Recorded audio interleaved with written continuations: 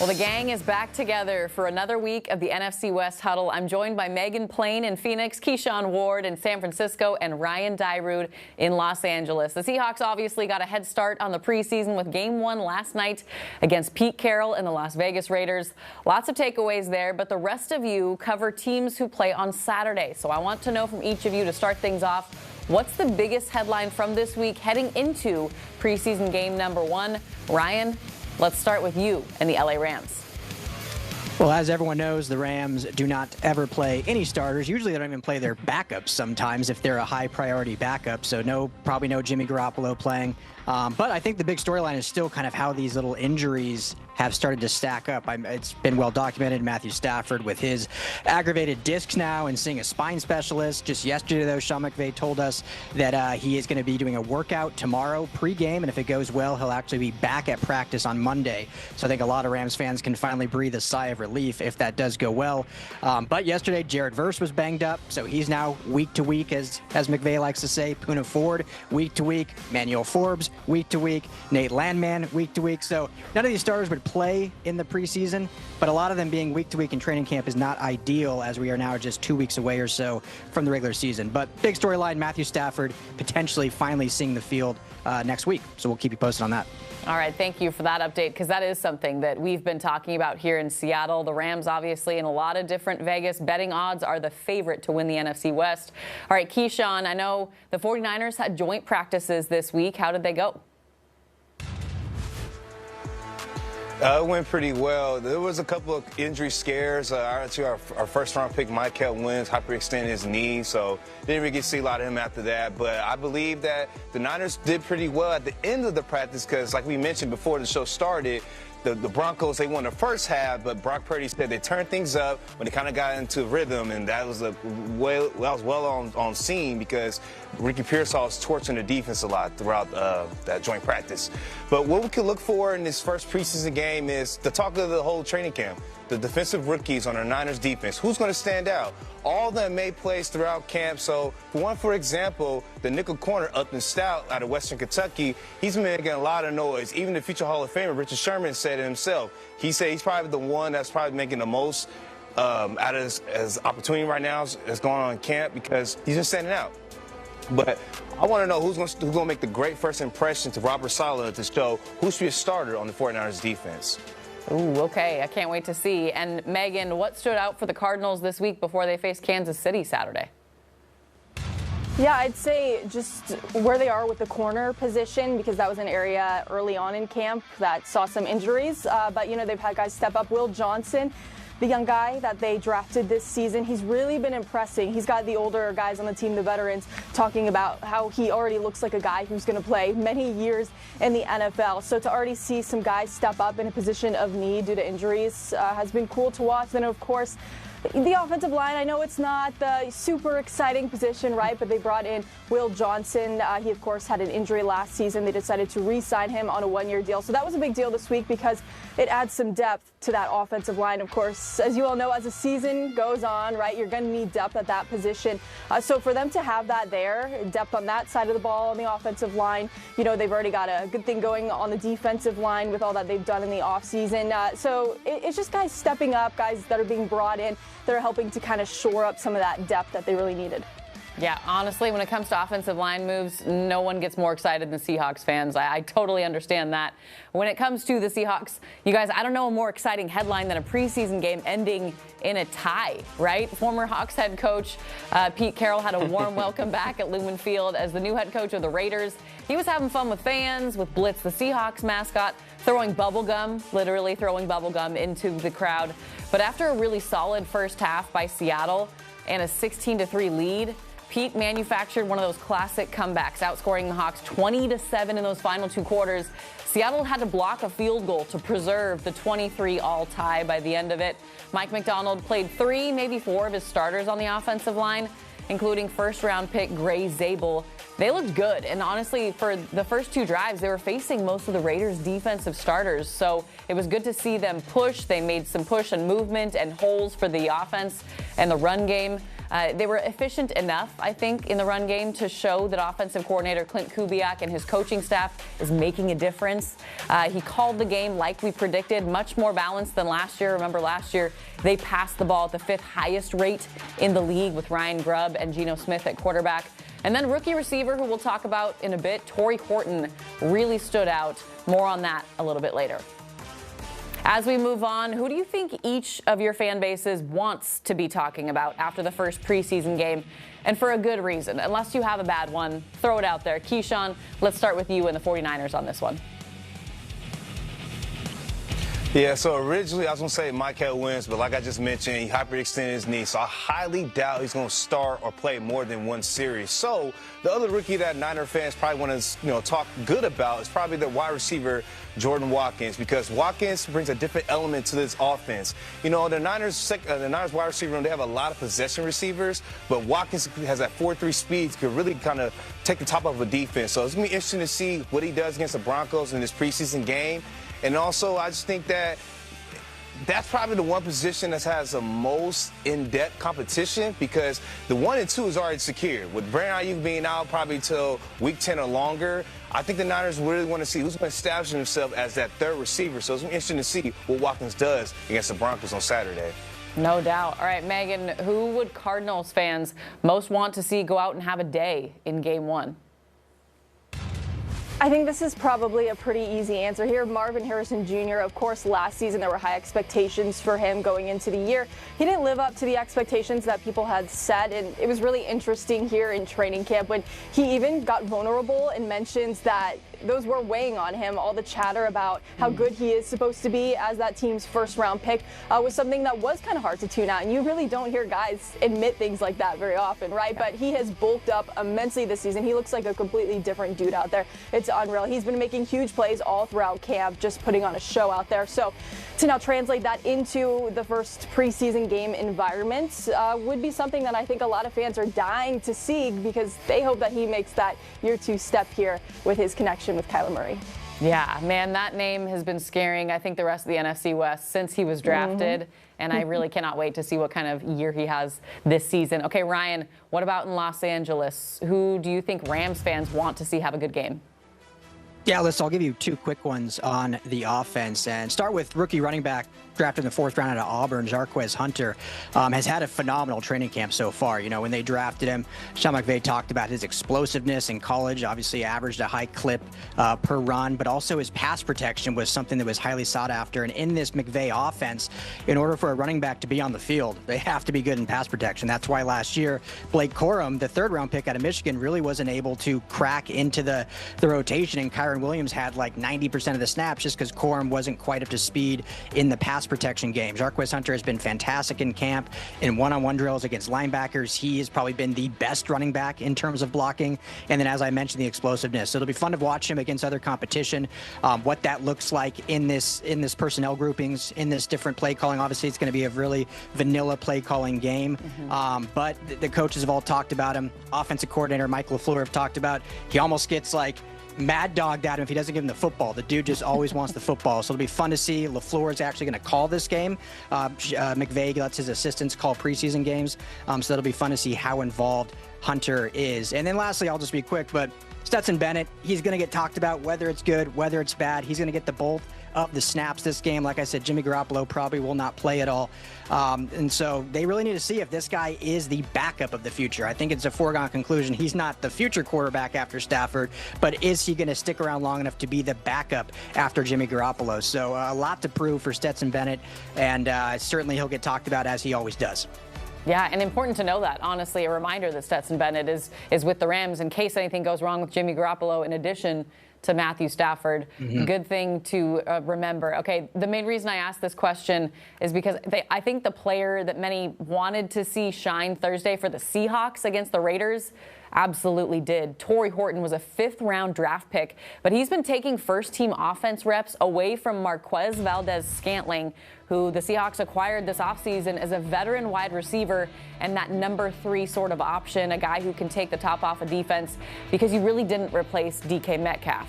Against Las Vegas, Horton had 3 catches on 7 targets. I thought that was important, the fact that he was targeted 7 times for 31 yards, but his touchdown pass that he got from Drew Lock showed a glimpse of something special. He caught it 5 yards away from the end zone, slithered, I mean literally like snuck in between. It looked so smooth between 3 Raiders defenders at the 5-yard line to get into the end zone. He also flashed on a punt return, and you guys, he only moved about 5 yards, which doesn't sound exciting or like a highlight, but what he did to even get 5 yards, you know how hard it is to earn a single yard in the NFL. He did a nice spin move. He just looks like an athlete, and he looks comfortable already. And this is a guy coming off a season-ending leg injury just last October, a few months ago, cutting his time at Colorado State short.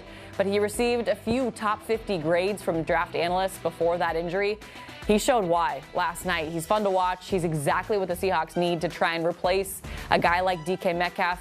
And he comes off super humble. I've got a quote about him that we'll talk about later on in the show. Okay, full disclosure, I know we talk position groups ad nauseum during the preseason. We're probably all sick of it by now. But I'm wondering which position group could change the most for each of your teams after 3 preseason games.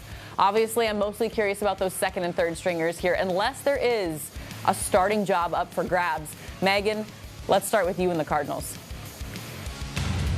Yeah, I think it'll be interesting to see who they keep around in the secondary. I had mentioned that addition of Will Hernandez on the offensive line. They released someone in the secondary to make room there, so they do have some young guys there who are vying for spots. Obviously, you have your key starters like a Budda Baker, a Will Johnson, who they drafted, who's already, making big strides here in training camp. So I think we could see some shifting going on there for sure. Just on the defensive side of the ball in general, this is the side this year where they've really made a lot of changes going into training camp. They drafted a lot of guys there, signed a lot of guys there. So, on the offensive side, things are pretty, cut and dry as to where they stand. They're pretty consistent with what we saw last season and the carryover into this year. So I think just the defensive side of the ball in general, they have a lot of guys there who are fighting for spots, not a lot of open spots, right? They have a lot of key guys in those starting positions. So it's just a matter of who they decide to kind of cut there to trim the fat a little bit.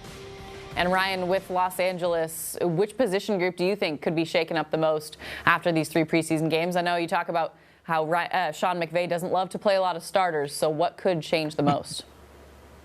Yeah, I was actually going to talk about the secondary, but I'll change it up a little bit because I think there's 2 groups, and I think the offensive line is one that can certainly look different because there's this unknown with their starting left tackle. Alaric Jackson is still dealing with blood clots, and for those that, don't know kind of what that entails, he's on blood thinners to deal with that, and so any sort of contact can be actually life-threatening. So he's been out there for some individual drills. He's been at practice and camp every single day, but still not taking any contact. So as of now, they brought in a vet. They know him well in Arizona, so he'll be out there as the starter, not obviously tomorrow's in tomorrow's game, but he'll be out there for the season opener most likely as a starter. But then who do they keep behind that? Because they're going to have this heavy rotation potentially.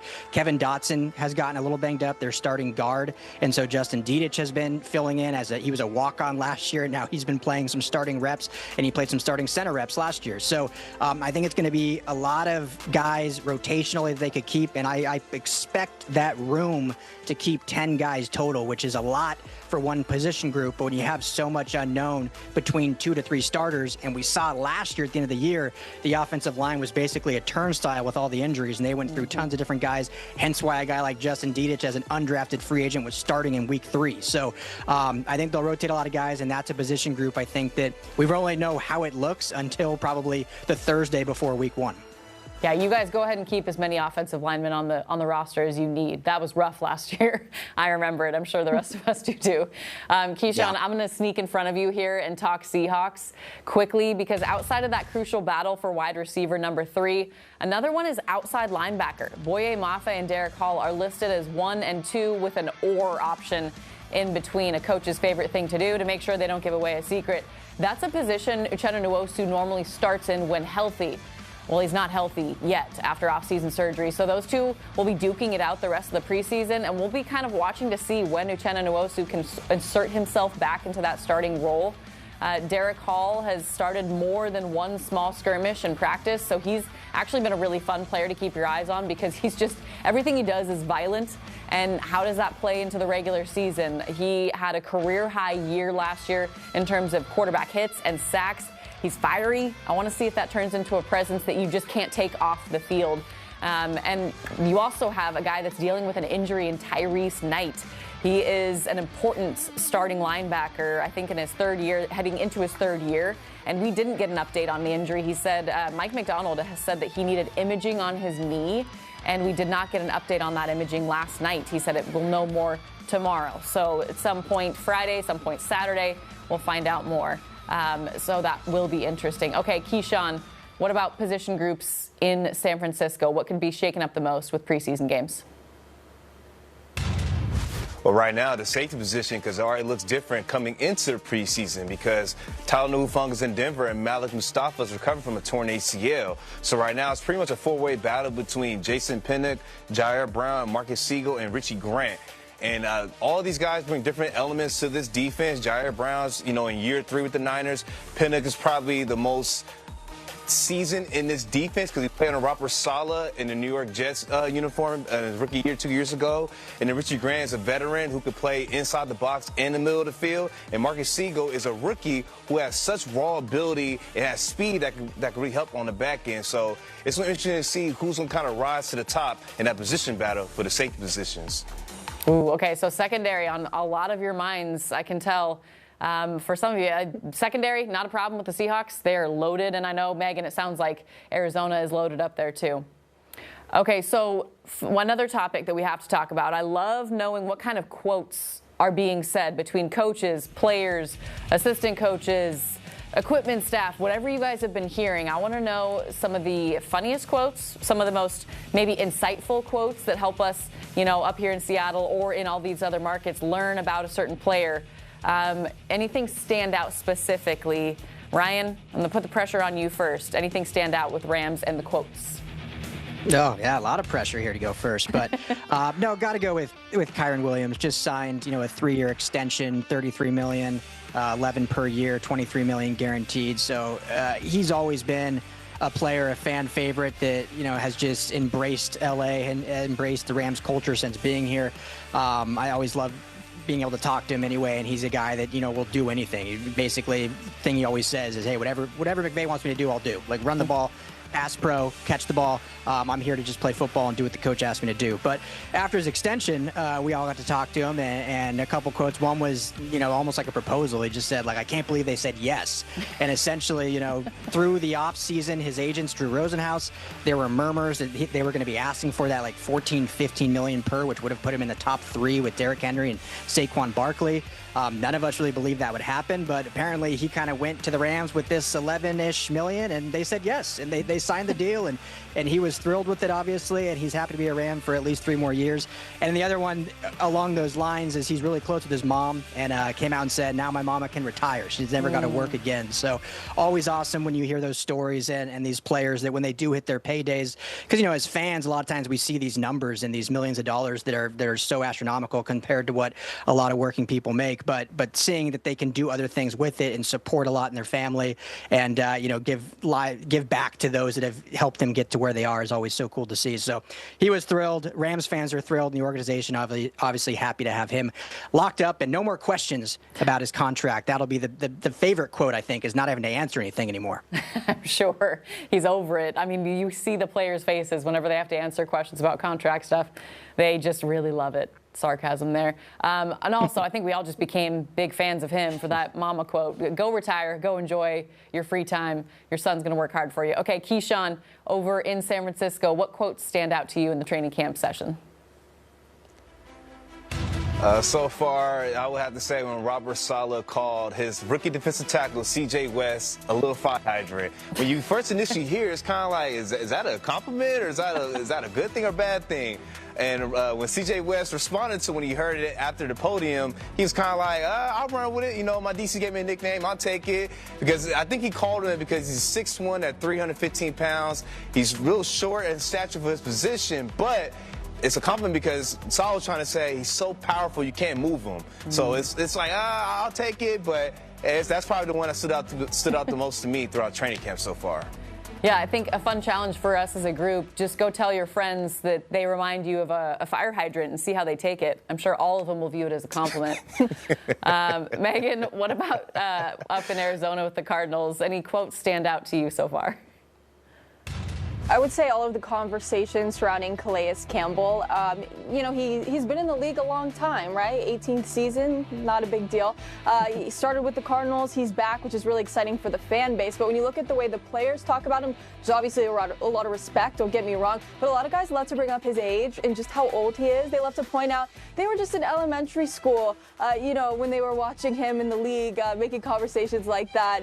But of course, on the respect side of things, it's not just guys in his position group on his side of the ball that go to him for different advice and how to last in the league as long as he has. It's guys on the other side of the ball too. I mean, Zay Jones, a wide receiver, is going to Calais Campbell, a defensive end, and asking him to tell him everything that he needs to know if he wants to last in the league. So everybody on the roster has so much respect for him. Monty Austin, the GM, made sure to mention, hey, yeah, the guy's been around a long time. He needs his veteran days, right? But he's here because the guy can still play really good football. So it's a nice give and take all throughout camp that we've seen from guys roasting Calais for being pretty old compared to the rest of the roster, and then guys also talking about just the wealth of knowledge that he brings to the locker room.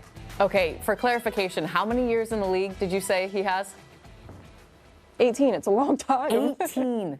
That is incredible. I mean, you're approaching Tom Brady status at that point. That's two different generations. Right? That's not one generation separation. That is almost two. Mm-hmm. That's a good one. Okay, for me, there are two things that stand out. One that we mentioned before even coming on this show. It happened last night, and Marshawn Lynch, I'm sure anyone who was watching any preseason action on Twitter, credentialed photographer now. Expect the unexpected when it comes to Marshawn Lynch. Whoever knows what he's doing in a bright blue sweatsuit on the sideline, especially as George Halani is running in for his touchdown. He makes it over the pylon, does a little barrel roll, and actually runs into Marshawn Lynch. Marshawn Lynch gives him one of these, like a stiff arm. And initially, I thought he was just trying to slow him down. Later on, I see the replay. He's trying to protect his camera out there. He's a photog now, so he's got to protect this valuable asset. I asked George Halani about it in the locker room. He's like, oh, I was like, did you expect to see Marshawn Lynch, and as a guy you're running toward? And he was like, I have no idea what to expect from Marshawn Lynch ever. And then he also called that little stiff arm a love tap. That's what he considered it. He's like, oh, yeah, just a little love tap. And I was like, in my head, I was like, go look at it later. You're not going to think the same after that. But the other quote, and Keyshawn, I'm actually curious to hear your reaction on this one. Torrey Horton, when you get a chance to see him, Torrey Horton was speaking at a press conference for the first time. He's a rookie. He's a fifth-round draft pick. Came in very humble. But one player, Reek Wolin, came by and actually interrupted the press conference. And I want to know what you think of this. He said, Jerry Rice Jr. right there. Jerry Rice Jr. That's a lot of pressure to put on a rookie wide receiver from a cornerback. And I was like, yes, Jerry Rice is famous for being a Seahawk, a.k.a. not really. But as a 49er, what do you think of that? That's a bit much, but I would say Torrey Horton, I've been watching him since he was at Colorado State, always makes the first guy miss. You just mentioned it earlier in this preseason game.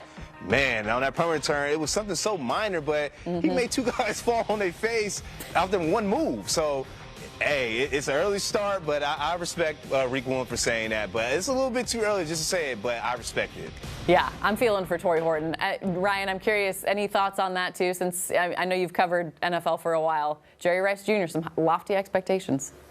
Yeah, I mean, Jerry Rice was a late-round draft pick, smaller school, so the measurables kind of match up. Love that. But his former coach at Colorado State, Chad Savage, is now the tight end inside receiver coach at USC. So I've actually talked to Chad quite a few times about Torrey, and he just can't say anything but big things. Basically said if he didn't have the injury history, he would have been a first or second round pick. So Seattle got a good one. I mean, that dude is going to be special if he can stay on the field. And what came out was the humility. He was completely dismissive of that. He's like, nah, man. He's also been called the steal of the draft from another Seahawks rookie, Nick Emenwari. Megan, I'm curious, out of just general curiosity, has anyone tried to compare Marvin Harrison Jr. to anyone? I know obviously his dad played, right? But in terms of the wide receiver talent he has?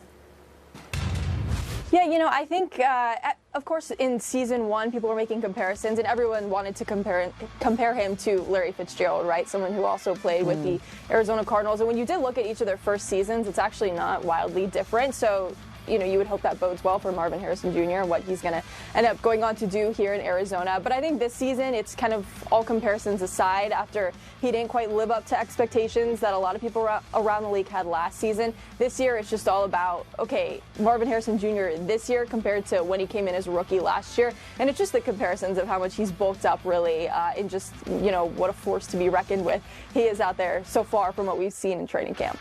Yeah, and again, expecting him to be a force to be reckoned with the rest of the way. Okay, that will do it for us here on the NFC West Huddle for this week. Can't wait to catch up with all of you on preseason game number 1. For most of you, that happens on Saturday. The Seahawks have their second preseason game on Friday, August 15th against the Kansas City Chiefs. Thanks to each of you, and thanks for always bringing the wisdom and the honesty. We'll see you next week.